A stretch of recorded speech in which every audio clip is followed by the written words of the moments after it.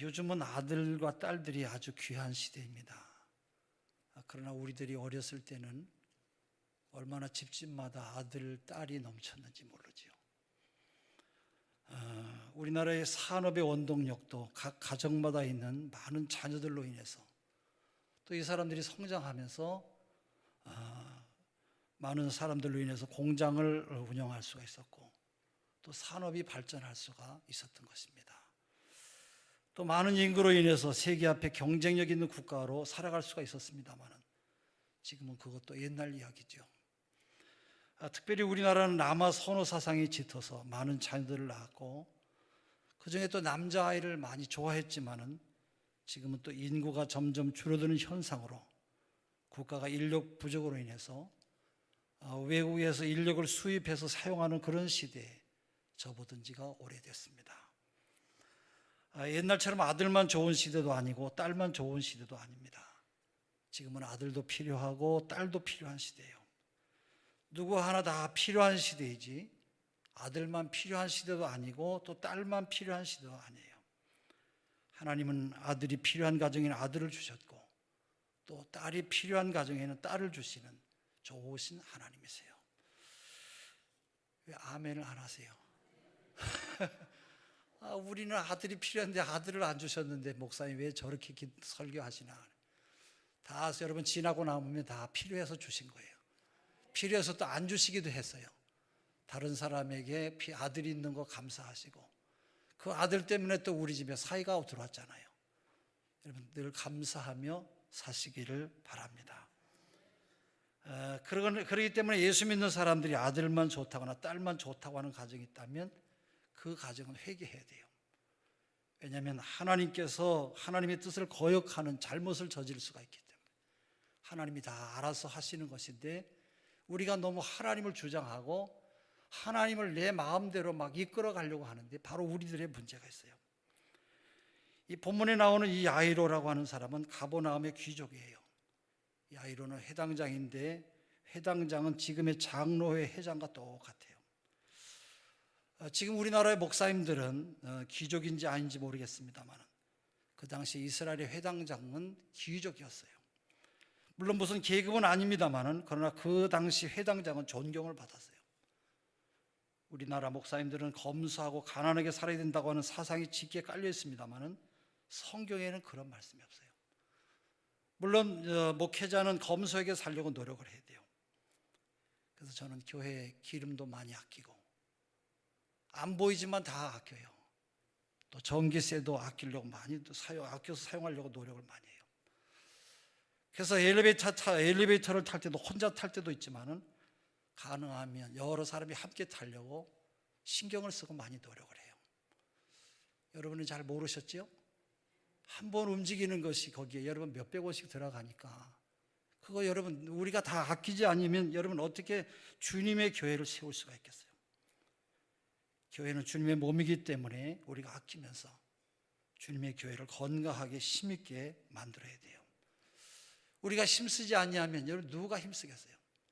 저 이웃집 교회 사람이 와서 힘쓰겠어요? 아니면 누가 힘쓰겠어요? 그 전에 어떤 아이가 할아버지하고 와서 어떤 데 카페에서 차를 마시면 그 할아버지가 평일날인데 우리 교회도 아닌데 한 4-5짜리 애가 와서 엘리베이터를 타고 올라갔다 내려갔다 올라갔다 내려갔다. 그래서 뭐 그러다 그만두겠지 그런데 매일같이 밥만 먹으면 오는 거예요. 아이 저거 안 되겠다. 이놈! 뭐 그랬지요. 그런데 그 할아버지가 조금 이렇게 좀 그러면 교회도 생각하고 그래야 되는데, 교회는 어디서 물 만들어서 전부 다 돈을 사용하는 줄 알고 매일 와요. 참 저 양반도 참 지혜가 없는 사람이다. 자기네 집 같으면 그렇게 엘리베이터를 그렇게 마음대로 사용하겠어요? 그래도 내가 화는 나지만 뭐라고 하진 않았어요. 야, 그 신기천교회 목사님 되게 깐깐하네 그런 얘기가 들을까 봐. 내가 또 그냥 해멀렁하고 있어야 또 좋아할 것 같아서 속은 뒤집어졌지만 꾹 참고 있었어요. 사람이 좀 지혜가 있어야, 절간에 가도 여러분 눈치가 있어야 적국을 얻어먹는다 그러잖아요. 이분은 나이도 우리 정도 되신 분 같은데 자기 손주 귀한지만 알지 교회 귀한지는 잘 몰라요. 여러분, 우리가 저를 좀 잘 아끼고 교회를 잘 세워가시는 여러분 되시기를 바랍니다. 제일 속상할 때는 한두 명이 다 오락내리락 할 때 그때 참 마음이 상해요. 그렇다고 여러분 걸어가지 마시고 타세요. 제가 한번 여러분에게 경고의 말씀 아니면 이렇게 아끼고 있다는 것을 말씀하는 거예요. 주님께서 말씀하시기를 나의 보낸 자를 영접하는 자는 나를 영접하는 것이요. 요한복음 13장 20절에 말씀하셨어요. 바로 예수님의 제자를 영접하는 것이 바로 주님을 영접하는 것이에요. 오늘 예수님께서 오시면 우리가 어떻게 하겠어요? 예수님은 자전거를 타세요. 여러분 그렇게 말하겠어요? 예수님은 10평 아파트에 사세요. 그렇게 말할 수가 있겠냐 말이에요. 우리 나 같은 하나님의 자녀들이에요. 이스라엘의 장로님들은 아주 존경을 받았어요. 왜 그러냐? 그만큼 그들의 생활이 귀했기 때문에 그래요. 다 같은 하나님의 자녀라도 존경받는 것은 다 같을 수가 없어요. 생활대로 존경을 받기 때문에 그래요. 회당장은 존경받는 장로의 회장으로 성도들이 그를 존경하는 존경심은 아주 대단했어요. 근데 그의 사랑하는 딸이 병이 들었어요. 유명한 의사를 다 찾아가서 도움을 받았지만 아무 소용이 없었어요. 그때 종교 지도자들인 바리새인과 서기관과 회당장들이 모두가 예수님을 미워할 때예요. 예수님의 인기가 하늘 높이 올라가니까 모든 종교 지도자들이 모두가 다 예수님을 미워해요. 그러나 그는 그 감정을 다 버렸어요. 이때 야이로가 예수님 앞에 와서 무릎을 꿇고 주여 내 어린 딸이 죽게 되었사오니 오셔서 그의 손을 얹으사 그로 구원을 얻고 살게 해달라고 간구했어요. 예수님이 허락하시고 야이로의 집으로 가셨어요. 많은 사람들이 예수님께 접근하려고 예수님을 에워싸고 밀리며 그때 예수님은 가셨어요. 새로운 사람이 나오는데 그는 불쌍한 여자예요. 이 여자는 12년 동안 피를 쏟는 여자로 얼굴은 창백하고 몸에서는 냄새가 나고 향기가 나지 않았어요. 옷은 아마도 초라했을 것이에요. 부인병을 가진 사람으로 이 의사 저 의사에게 몸을 보이면서 고생을 했어요. 성경에 기록된 대로 자기 몸을 고치려고 하다가 자기가 가지고 있는 그 수많은 재산을 다 날렸어요. 여러분 사람이 코피를 3일 동안 흘려도 어려울 것인데 이 여자는 피를 12년 동안이나 쏟았으니 얼마나 불쌍해요. 여러분들이 몸을 건강하게 살아가는 거 하나님 앞에 감사하시기를 바랍니다. 정말로 우리가 감사해야 돼요. 부인병 고치려고 하다가 아마도 쫄딱 망했을 것 같아요. 집안에 이런 여자 한 사람만 있어도 그 일로 돈이 다 들어가죠. 그러나 이 여인은 이러한 상황에서도 주님에 대한 소식을 들었어요. 여자는 이 주님의 소식을 들으면서 갑자기 믿음이 끌어올랐어요. 예수님이 이렇게 위대한 분이라면 내가 예수님의 옷자락에 손만 대어도 낫겠구나. 그래서 이 여자는 금방 지체하지 않고 예수님을 향해서 달려갔어요. 달려가니까 많은 사람들 틈에 예수님이 계셨어요. 이 여자는 예수님을 만나기 위해서 남자들을 해치고 들어갔어요. 그러자 그 주변에 남자들이 모두가 다 이 여자를 향해서 좋은 이야기를 하지 않았겠죠. 이 여자가 미쳤냐, 이거 우리가 이렇게 있는데 왜 여기까지 이렇게 밀고 들어와서 이렇게 달려가느냐, 아마 모두가 다 비난했겠습니다만 그러나 이 여자는 그런 것쯤은 아무 상관이 없었어요. 여러분들 은혜 받을 때는 이렇게 적극성을 가져야 돼요. 우리도 은혜 받을 때는 이렇게 체면 차리지 않냐고 이렇게 달려가서 예수님의 예수님의 옷에 손을 대야 돼요. 이 여인은 예수님의 옷자락에 손을 대었는데 손을 대는 순간에 찌르르하며 전류가 흐르듯이 자기의 몸에 큰 요동이 왔어요. 예수님의 옷에 손을 대는 순간에 주님의 능력이 흘러 들어와서 자기의 몸이 나은 것을 그때서야 깨닫게 되었어요. 여러분들도 그런 능력을 체험하시기를 바랍니다. 우리 몇 주 전에 우리 유재하 권사님이 오늘 안 계신가? 유재하 권사님이 예배드리는 중에 너무 몸이 힘들어서 몸이 금방 꺼지는 것 같더래요. 집에 갈 수도 없고 너무 힘들어서 아이고 어떻게 해야 되나. 예배 시간에 헌금을 마치고 제가 기도를 하는데 너무 급하니까 하나님 내 몸 좀 고쳐주세요. 나 좀 치료해 주세요. 너무 고통스럽습니다 하면서 아픈 곳에 손을 대고 기도하는 중에 제가 몸이 아픈 분들을 위해서 기도합니다. 그리고 치유 기도를 하는데 그 치유 기도 시작하며 온몸이 찌르르 하면서 아픈 부분에 불이 들어오듯이 깨끗이 치료가 되고 몸이 회복되는 것을 경험했다고 그래요. 그리고는 몸이 깨끗한 것을 느끼면서 아주 몸이 가벼웠대요. 제가 마침 엘리베이터를 탔는데 식당으로 가시는 중에 저도 함께 탔는데 권사님이 너무 감사합니다, 그런 간증을 들었어요. 여러분 가운데도 그런 기적이 여러분 가운데 함께 하시기를 바랍니다. 여러분, 이 여자는 얼마나 기뻤겠어요. 12년 동안 여러분 흐르던 그런 피가 멈췄으니 얼마나 좋았겠어요. 다른 사람은 여러분 아무도 몰랐지만 오직 은혜 받은 이 여자는 알고 있었어요. 그러나 옆에 앉아있던 사람은 몰라요. 은혜 받은 사람과 하나님만 아는 것이에요. 예수님은 여러분 아시기 때문에 누가 내 옷에 손을 댔느냐 물었을 때 주님 앞에서 제자들은 아닙니다, 손댄 사람이 없습니다. 누가 손을 댔겠습니까? 많은 사람들이 주님 앞에 와서 밀리는 것을 다 보지 않았습니까? 근데 누가 손을 대었다는 말입니까? 이때 여인은 두려워서 떨며 있을 때에 여인은 아이고 주님, 내가 주님께 허락도 받지 않고 주님의 옷에 손을 대어서 이렇게 혼나겠구나 떨었어요. 그때 여인은 주님 앞에 나와서 주님, 접니다, 내가 허락도 받지 않고 주님 앞에 손을 댔습니다. 그러나 이 12년 동안 흐르던 피가 멈췄고 내 몸이 낫게 되었습니다, 이렇게 간증을 했어요. 여러분, 예수님이 몰라서 그런 것이 아니죠.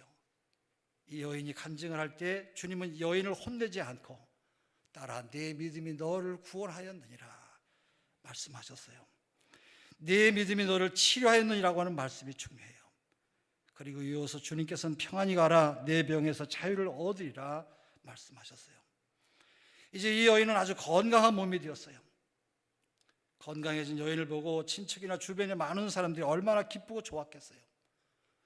오늘 12년 동안 혈루증을 앓았던 이 여인이 받았던 축복을 통해서 우리에게 주시고자 하신 하나님의 교훈은 어떤 것입니까? 포기하지 말고 좌절하지 않아야 우리가 하나님 앞에 은혜를 받게 되는 것이에요. 오늘 미국은 1년에 해마다 50만 명이 자살한다고 그래요. 우리나라도 자살을 아주 많이 하지요. 여러분, 왜 자살합니까?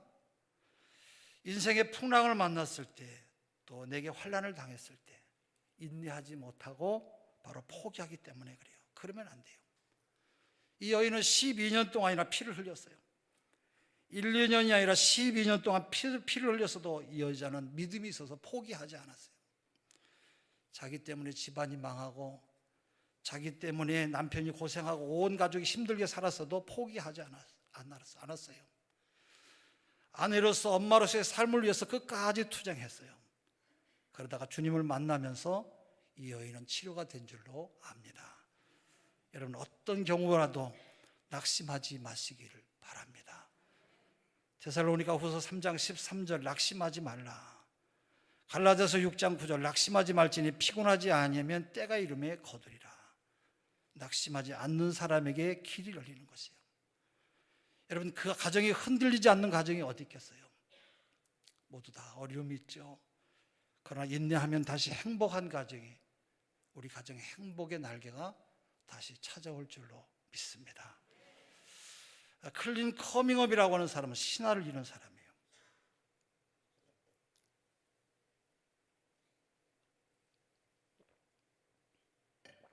그는 어릴 때 자기 형들과 교실에서 석유난로 불을 쬐다가 실수로 큰 석유통을 둘러엎었어요. 불이 나서 형은 그 자리에서 불에 타 죽고 이 사람은 큰 화상을 입어서 화반신을 쓰지 못하게 됐어요. 병원의 의료진은 다리를 잘라야 된다고 그랬어요. 그러나 이 아이는 다리는 자르지 마세요. 내가 평생 누워있어도 좋으니까 제발 다리를 자르지 마세요. 소원을 했어요. 이 사람은 평생 누워야만 됐어요. 하루는 어머니에게 이 클린 커밍업이 말을 합니다. 엄마, 나도 일어서고 싶어요. 우리가 일어서서 걸어다니는 것을 항상 여러분 감사하며 살아가시기를 바랍니다. 얼마나 고마운 일이에요. 그의 말에 아버지 어머니가 일으켜 세우니까 마치 부러진 인형다리처럼 다리가 덜렁덜렁했어요. 그래도 포기하지 않고 나는 일어선다, 나는 걸어볼 거다, 수없이 많은 일어서는 연습을 했어요. 일어서다가 푹 쓰러지고 다시 일어서다가 푹 쓰러져도 이 커밍업은 계속해서 혼자 연습을 했어요. 나중에 다리에 힘이 생기면서 걸음을 걸어봤어요. 푹 쓰러졌지만 다시 또 일어나는 연습을 하다가, 걷는 연습을 하다가, 물론 다른 사람이 걷는 것처럼은 못했지만 그는 뛰었어요. 쓰러지면 또다시 일어나서 뛰었어요. 나중에 이 아이는 초등학교 육상 경기에서 1등을 하게 되었어요. 세계 신기록을 냈어요. 베를린 올림픽 때는 1500m 달리기에서 은메달을 땄어요. 평생 누워 있어야 될 아이가 포기하지 않고 나는 걸을 것이다, 나는 뛸 것이다, 이렇게 연습을 하다가 그렇게 뛰게 된 줄로 믿습니다. 할렐루야. 우리 친구 목사님의 간증이에요. 친구 목사님 사모님 이야기인데, 어느 날 몸이 너무 아프고 뒤처져서 도저히 살아갈 힘이 생기지 않더래요. 거실에서 주방까지 가야 되는데 까마득해서 너무 먼 것처럼 느껴지고 주방이 그렇게 멀 수가 없더래요. 이런 증상이 하루 이틀 된 것이 아니라 계속해서 힘들고 집에서 다 큰 자녀들 뒷바라지 하기도 너무 힘들더래요. 사실 사람이 몸이 아프면 그렇게 되지요.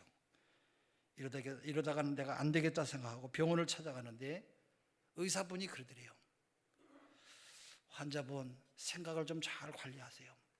제가 볼 때는 별것이 아닌 것 같습니다. 별 병이 아닌 것 같습니다. 너무 생각이 힘든 것 같습니다. 얼마든지 생각을 달리하면 건강할 수가 있습니다. 이 말을 하는데, 아, 맞다. 내가 내 마음에 너무 마음의 병이 얽매여 있구나 생각하면서 그때부터 별거 아니구나. 그러면서 마음을 달리 먹었더니 아픈 몸이 깨끗이 씻은 듯이 없어지더래요. 그때부터 이 아픈 몸이 전혀 아파지지 아니하고 깨끗한 건강한 몸이 되었다는 것이에요. 할렐루야. 여러분, 사람이 어떤 마음과 생각을 가졌느냐에 따라서 이처럼 거뜬하게 아프지도 않고 또 새로운 힘을 가지고 살아갈 수가 있고, 그렇지 않으면 더 아프고 힘든 몸으로 살아갈 수도 있다는 것이에요. 그렇기 때문에 병원의 의사분도 항상 소망을 주는 사람이 귀한 분이에요. 소망을 주는 의사는 어떤 분입니까? 이 병은 아무것도 아닙니다, 괜찮습니다, 곧 나을 겁니다, 그렇게 말하는 사람이에요. 여러분, 생각이 얼마나 무서운지 몰라요. 우리에게는 하나님의 도우심이 언제나 함께하고 있어요. 하나님은 우리 모두에게 협력하여 선이 되도록 도우시고 일하고 계시는 하나님이세요. 하나님은 지금도 우리 모두를 위해서 일하고 계세요. 오늘 여러분의 삶 속에 구름이 낀 하늘 아래 있든지 아니면 먹장구름 밑에 있든지 여러분 상관하지 않아요. 바로 하나님이 함께 일하고 계시기 때문에 낙심하지 마시고 실망하지 않는 여러분 되시기를 바랍니다. 여러분, 앞으로 나가면 도우시고 우리를 이기게 하시고 승리하게 하시는 하나님이세요. 믿으시기를 바랍니다. 그래서 여러분, 아무리 우리 가정이 힘들고 지금 내게 당장 길이 없는 것 같지만은 하나님을 향해서 나가면 하나님은 우리의 힘이 되시고 나의 도움이 되시는 하나님이세요. 그러므로 하나님을 향해서 전진하시는 여러분 되시기를 바랍니다. 우리가 죽음을 택하면 죽지만은 절망하지 않고 나아가면 우리에게 길이 열리는 것이에요. 그래서 우리의 생각, 우리의 아무리 절망 가운데도 내 생각과 믿음을 얼마나 건강하게 갖고 있느냐 하는 것이 얼마나 우리의 삶을 새롭게 만들고, 여러분, 우리에게 솟아오르는 독수리가 하늘을 나름과 같이 우리가 그런 믿음 안에서 살아가시기를 바랍니다. 여러분, 예수님께서 이적을 행하실 때, 특히 병자를 고치실 때 하신 말씀 가운데 공통된 말씀 몇 가지가 있어요. 네 믿음이 너를 낫게 했으니 평안히 가라. 예수님은 결코 내가 내 능력으로 너를 낫게 해주겠다고 말씀하지 않으셨어요. 언제나 내 믿음이 너를 낫게 한다, 그렇게 말씀하셨어요. 이렇게 예수님께서 언제나 우리의 믿음을 지적하세요. 그래서 그 믿음을 보시고 불쌍히 여기서 고쳐주셨다. 내 믿음이 크도다, 내 믿음이 위대하다, 그러므로 내 소원대로 되리라. 이렇게 성경은 여러 곳에서 우리에게 말씀하고 계세요. 사실 우리 그리스도인들이 가져야 될 덕목 가운데 가장 중요한 덕목 중에 하나가 바로 뭡니까? 믿음이에요. 왜냐하면 믿음이라고 하는 것은 바로 하나님께서 주시는 은혜를 받는 그릇이기 때문에 그래요. 우리는 모두 다 하나님 앞에 여러분 은혜 받기를 원하지 않습니까? 여러분, 큰 은혜가 늘 여러분 가운데 함께 하시기를 바랍니다. 그러나 이 믿음이라고 하는 그릇이 없이는 우리는 도저히 받을 수가 없어요. 물론 하나님은 사랑의 하나님이기 때문에 어느 누구에게든지 모든 사람에게 다 은혜를 베풀어 주세요. 그러나 내게 믿음이 없으면 하나님의 은혜를 내가 아무리 여러분 받아들이지를 못하는 것이에요. 하늘에서 여러분 아무리 소나기가 퍼부어 내린다고 할지라도 담을 그릇이 없다고 하면 여러분 조금도 그 물을 담을 수가 없는 것이에요. 또 한편 서로 물리적으로 받을 수 있다고 하더라도 믿음이 없는 한 그것이 하나님의 선물인 것을 깨닫지 못하기 때문에 은혜가 될 수가 없고, 또 여러분 주신 하나님의 축복이 그에게서 축복이 될 수가 없어요. 그렇기 때문에 이 믿음만은 꼭 있어야 돼요.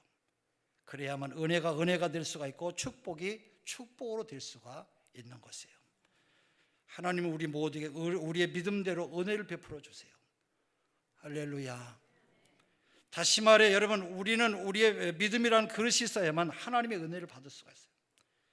또 하나님께서 우리의 믿음의 크기대로 우리에게 은혜를 주세요. 그렇기 때문에 우리는 기도와 말씀으로 그 하나님의 크신 은혜를 경험하시는 여러분 되시기를 바랍니다. 그 하나님의 말씀이 바로 뭐예요? 뭐 여러 가지 하나님이 행하신 능력이 많이 있죠. 그렇죠? 어린 소년 다윗이 골리앗 장군하고 싸울 때도 여러분 그 골리앗 장군을 어떻게 이길 수가 있겠어요? 그러나 다윗은 하나님이 함께 하시면 저 정도는 아무것도 아니다. 그래서 그 믿음을 가지고 돌을 던지니까 골리앗 뼈를 조박잖아요. 그래서 치료가 됐어요. 그래도 여러분 다윗이 이겼어요. 할렐루야. 만약에 다윗이 그런 하나님의 능력을 경험하지 않고 그런 하나님이 아니라고 하는 것을 알고 자기가 스스로 안 했다고 하면, 자기 스스로 낙심했다고 하면 여러분 물맷돌을 어떻게 던지겠어요? 그런 하나님은 전능하신 하나님, 나보다 수억만 배 더 큰 능력의 하나님. 할렐루야. 그래서 받아라 그러고 집어 던지니까 그 돌이 여러분 물맷돌이 골리앗 장군을 물리친 거예요. 할렐루야. 그래서 우리는 늘 그 어려움을 당할 때 성경을 집중해서 읽고 하나님이 어떻게 행하시고 우리를 통해서 이루어 가시는지 그 믿음이 여러분의 것이 되시기를 바랍니다. 또 하나는 내가 기도를 통해서 하나님의 은혜를 경험해야 돼요. 하나님이 나를 이렇게 사랑하시는구나. 이런 은혜를 받아 여러분이 낙심하지 않지. 이 은혜가 없으면 날마다 주먹만한 믿음 가져가지고 누가 말 한마디만 해도 쓰러지고 누가 무슨 이상한 말만 해도 그것 때문에 낙심해서 내가 교회 안 나온다, 나간다 이런 얘기하는 거예요. 여러분 큰 믿음의 사람은 바로 말씀과 기도예요. 그래서 늘 기도와 말씀이 여러분에게 떠나지 않기를 주의 이름으로 축원합니다. 그래야 여러분 하나님 앞에 내가 복을 받을 수가 있어요. 여러분 하나님이 살아계신데 뭐가 염려해요? 뭐가 걱정이 돼요? 하나님이 지금도 우리의 모습을 눈꽃같이 불꽃 같은 눈으로 보고 계신데 왜 낙심하냐 말이에요. 여러분 의사만이 여러분 다 고쳐요? 하나님은 여러분 치료하신 하나님이세요. 죽은 자를 살리신 하나님이세요. 하나님이 문을 닫으면 열 자가 없고 열면 닫을 자가 없어요. 그런 믿음으로 살아가시기를 바랍니다. 그것이 바로 우리의 믿음을 일으키는 생명이 되는 것이에요. 생명이 되는 것이에요. 그래서 자꾸 낙심하고 목사님은 어떻게 해요? 어떻게 하기를 어떻게 해요? 내 믿음대로 되는 건데 내 믿음만 아니라 여러분의 믿음대로 되는 거예요. 그런 큰 믿음의 사람들이 되시기를 바랍니다. 그것이 바로 우리 가정에 닥친 환난과 어려움을 이겨낼 수가 있고 그것이 바로 우리에게 닥친 그 여러 가지 환난과 고통을 능히 이겨낼 수가 있는 것이에요. 그래서 여러분 그 큰 믿음으로 하나님이 기뻐하는 그런 믿음의 사람들이 되시기를 바랍니다. 그렇기 때문에 우리가 하나님 앞에서 여러분 믿음 관리를 잘 해야 돼요. 또 여인은 이 믿음의 두레박이 생기니까 그것을 활용해서 축복의 우물물을 폼하셨어요. 이 여자는 예수님의 소문을 들었을 때 예수님이 손 마른 사람을 치료하셨답니다. 예수님께서 무덤 사이에 귀신 들린 사람을 고치셨답니다. 수많은 병자를 고치셨습니다. 이런 소문을 들었을 때 예수님께 가면 나도 치료가 되겠구나. 바로 예수님이 옷자락에 손만 대도 내가 나을 수 있다라고 하는 그런 믿음이 생겼을 때 이 사람은 금방 활용했어요. 여러분 구세주를 나의 예수 그리스도를 나의 주님으로 믿으시면 아멘 하시기를 바랍니다. 여러분 모두에게는 다 믿음이 있어요. 여러분은 매 주일마다 모두가 다 설교를 듣기 때문에 믿음이 있어요. 그래서 늘 언제나 믿음 가운데서 행하시고 믿음 가운데 살아가시기를 주의 이름으로 축원합니다. 성령이 우리 안에 계세요. 내 안에 믿음이 있어요. 그래서 여러분 낙심하지 마세요. 여러분 언제든지 기도를 하나님을 향해서 기도하면 하나님은 응답하지 않는 것 같고 오늘 기도해도 왜 아무런 문제가 없냐? 왜 아무런 하나님의 응답이 없냐? 인내도 해야 돼요. 참기도 해야 되고요. 예수님은 오죽했으면 여러분 이 잔을 내게서 옮겨달라고 하시면서 울며 기도하셨겠어요? 우리는 너무 예수님 앞에 손도 안 대고 코를 풀려고 그래요. 그러니까 우리의 믿음이 늘 넘어졌다 쓰러졌다 일어났다 뒤집어졌다. 큰 믿음의 사람들이 되시기를 주의 이름으로 축원합니다. 무더운 여름날에 우리들이 어떤 산길을 갈 때 목이 마르고 지쳐 있을 때 여러분 우물을 만나면 얼마나 좋겠어요. 달려가 보니까 물이 있으면 즉시 가서 우리가 물을 마시는 거예요. 그러나 두레박이 없으면 마시지를 못하듯이 하나님은 우리 모두에게 언제나 바로 치료의 물을 준비해 주시고 우리로 하여금 떠마시기만 하면 소생케 하는 은혜를 우리에게 나려 주시는 것이에요. 그러나 믿음이 없으면 내 것이 되질 않아요. 그래서 히브리서 11장 6절 믿음이 없이는 기쁘시게 못하나니 하나님께 나아가는 자는 반드시 그가 계신 것과 또한 자기를 찾는 자들에게 상 주시는 이심을 믿어야 할지니라. 아브라함도 그의 믿음으로 여러분 100살의 아들을 낳았어요. 엘리야 선지자도 그의 믿음으로 능력을 행했어요. 3년 6개월 동안 비가 오지 않게 하늘을 막기도 하시고 비가 오기도 하셨어요. 하늘문을 열게도 하시고 닫기도 하셨어요. 여러분들 모두 다 하늘문을 닫기도 하시고 열기도 하시기를 바랍니다. 해봐야 아는 것이에요. 비가 오는 곳이 있는데 여러분 비가 오지 않는 곳이 있다면 비야 우리 동네에 비가 필요하다. 물이 필요하다. 예수의 이름으로 명하는 우리 동네에 비야 오기를 바란다. 여러분 예수의 이름으로 외치시기를 바랍니다.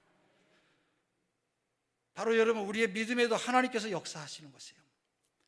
또 우리 동네에 너무 비가 많이 와서 물바다가 되었다고 하면 하나님 바로 예수의 이름으로 명하노니 비야 멈춰라. 다시는 이 땅에 우리 비로 인해서 어려움이 없게 해달라고 여러분 외치시는 여러분 되시기를 바랍니다. 우리 모두는 우리 안에 있는 예수의 능력을 활용해야 돼요. 우리가 믿음을 활용하지 않으면 예수 믿는 사람과 믿지 않는 사람하고 전혀 여러분 차이가 없어요. 믿지 않는 사람에게는 하나님의 도우심이 없어요. 그렇기 때문에 믿음의 사람들이 모두 다 되시기를 바랍니다. 그러므로 믿음의 사람에게는 그의 믿음대로 역사하시고 도우시는 성령님이 함께 도와주세요. 우리에게는 하나님의 도우심이 있는데 얼마나 감사해요. 그렇기 때문에 언제나 우리 속에서 역사하신 하나님의 도우신 은혜가 여러분의 가정과 생업과 자손들 위해 함께 하시기를 주의 이름으로 축원합니다. 우리들이 유럽에 여행 갈 때는 대체적으로 불란서까지 가는 시간이 13시간 정도 걸려요. 그러나 돌아올 때는 10시간 정도 걸려요. 왜 그래요? 지구가 도는 방향으로 바람도 함께 돌기 때문에 우리가 유럽을 갈 때는 역풍을 맞아서 3시간 정도 더 걸립니다만은 돌아올 때는 여러분 바람이 뒤에서 밀어줘서 오기 때문에 3시간 정도 짧게 걸려서 와요. 바람이 이렇게 중요해요. 우리가 똑같은 길을 가도 하나님께서 뒤에서 밀어주시는 그 하나님의 은혜가 여러분 가운데 바람과 같이 달려가는 여러분 되시기를 바랍니다. 우리가 은혜를 입으면 쉽게 되는 것이에요. 시편 121편 5절 여호와는 너를 지키시는 자라. 여호와께서 내 우편에서 내 그늘이 되시나니 낮에 해가 너를 상치 아니하며 밤의 달도 너를 해치 아니하리로다. 여호와께서 너의 출입을 지금부터 영원까지 지키시리로다. 할렐루야. 우리가 운전할 때도 이런 마음을 가지고 운전하면 힘이 생겨요. 이런 마음을 가지고 묵상하고 떠나기 전에 여러분 기도해 보세요.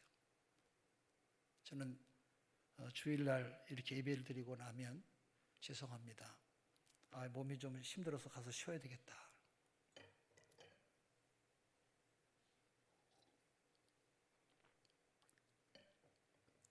좀 쉬러 가야겠다 생각하고 차를 운전하려고 하는데 너무 피곤해서 괜히 준비했나 생각이 돼요. 그래서 기도하면서 하나님 무사히 잘 가게 도와주세요. 그래서 건강하게 또 몸이 회복되고 돌아오도록 은혜 달라고. 그리고 기도하고 가는데 그때부터 마음이 든든해져요. 할렐루야. 이건 내 스스로 착각이 아니라 하나님의 도우심이 언제나 함께 하신다고 하는 것을 믿는 그런 체험적인 그런 신앙이기 때문에 그런 거예요. 여러분들도 그런 믿음을 활용하시기를 바랍니다. 하나님께서 나를 도와주실 것이니 오늘도 내가 무사하게 운전할 것이다. 운전할 것이다. 그렇게 운전해야 우리의 삶이 복이 될 줄로 믿습니다. 모든 일에 매사 하나님의 도우심을 항상 의지하시고 기도하시며 살면 하나님의 도우심이 항상 우리의 앞날과 생각을 지켜주시고 보호하실 줄로 믿습니다. 특히 우리 믿는 사람들은 이 믿음을 잘 활용해야 돼요. 두레박에 물을 깃듯이 매일 아침 소망을 가지고 하루하루를 믿음으로 살아가시는 여러분 되시기를 바랍니다. 우리가 믿음을 잘 활용해야 돼요. 그래서 이 믿음을 활용해서 믿음의 날개를 펴서 바로 축복의 천국을 날아가는 하나님의 사람들이 되시기를 주의 이름으로 축원합니다.